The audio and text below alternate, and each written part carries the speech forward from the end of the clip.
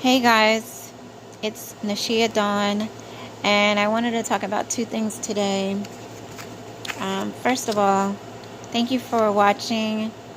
Secondly, yes, I wore this blouse every single time that I've done a video, but it just shows I'm broke right now. I shouldn't say broke. I'm just low on funds right now, and it's okay. It's just where I'm at right now.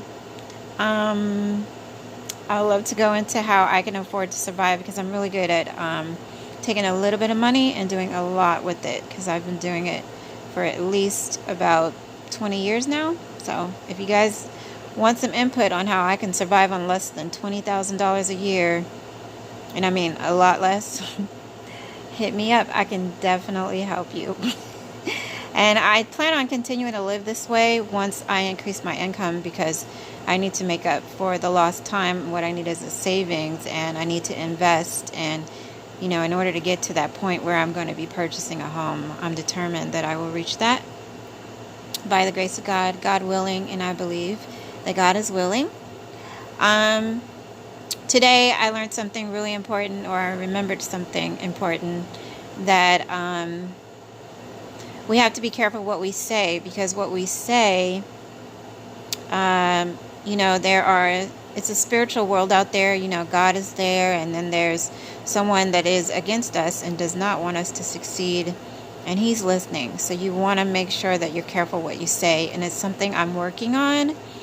It says in James chapter 1 to be slow to speak, quick to listen. I'm really trying to work on that. And also James chapter 3 says that the tongue is a flame of fire. And it says so many other things, but basically the things that we say can start a fire. And sometimes you said something and it started a fire and you didn't even know it. And then you have to go back later and put that fire out. And so I'm really trying to work on that. We do things all the time to hurt people, and it's not on purpose. We're just human and we make mistakes and we misunderstand each other. So yeah, I'm really working on that. The two things I wanted to talk about today, though, were evangelism. If anybody's interested in that, I'll do that one last.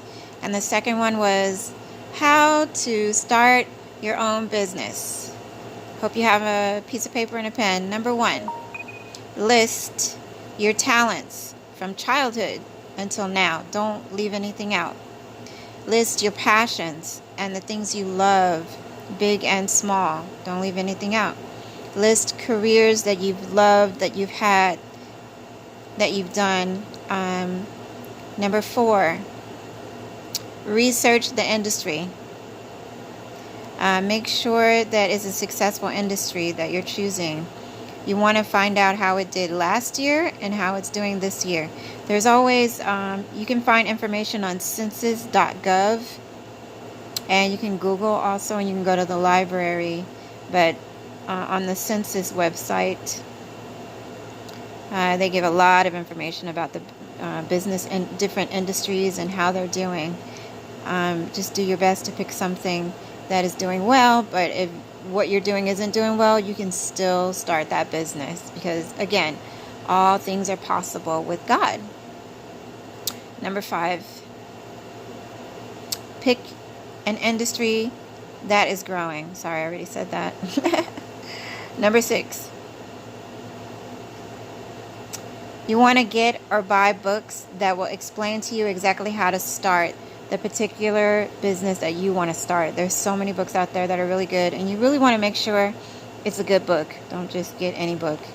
Really go to the bookstore and look around and try to find a nice neighborhood. There are better books in neighborhoods that are more expensive. By the way, you can get completely different information from neighborhoods that are poor and neighborhoods that are wealthy. I've shopped in Beverly Hills, and I've found way more information in those types of neighborhoods than in poor neighborhoods. Number 7, make a mission statement. Figure out what your brand is going to be all about. That's really important. Why are you doing it? Who do you want to help? Number 8, try not to get a business loan. as much as possible. That's so true. I don't believe in it because basically you're becoming an employee right then and there with the loan. Somebody else owns your business and you got to pay them with interest. So you really, really, really want to figure out how to do a business with just your own work. Either it's a service business or it's a product, but either way, there are many ways that you can, and I can talk about that. You can do a business without putting any money into it. I did, and I've actually done 3 of them to survive. So, but none of them are $100,000 businesses yet. So that's my goal. Number 9, don't quit your job until you've got enough money. Until your business is making as much money as the business that you're starting. Of course, I'm sure everybody knows that, but I just want to say it. 10, save money for surprises. Oh yeah, there's always so many surprises. Hire only when you need to. Number 11. I'm trying not to hire anyone until I'm really truly making enough money and I have a savings for the business for emergencies. So there's a lot of things you have to consider before you hire people. You want to be able to keep your employees forever and ever, and then build instead of having to let people go. So 13, figure out what your customers want. First of all, figure out who your customers are, what they need, what kind of problems they have, and how you can solve them. That's really important. That's marketing 101, and that is how you make your money. And then, so that is basically the basics of starting your own business. It's really not that hard. You have to treat it like it's a baby. It always needs your help and your attention. You're going to work harder for a while than in your job. And then evangelism, for anybody who's interested in finding out more about evangelism. I can only list a couple of those because I'm running out of time. But number 1, pray to God that He would allow you to meet people who are looking for Him, that are open to find out about God. Prepare what you're going to say. The Bible says be prepared to answer.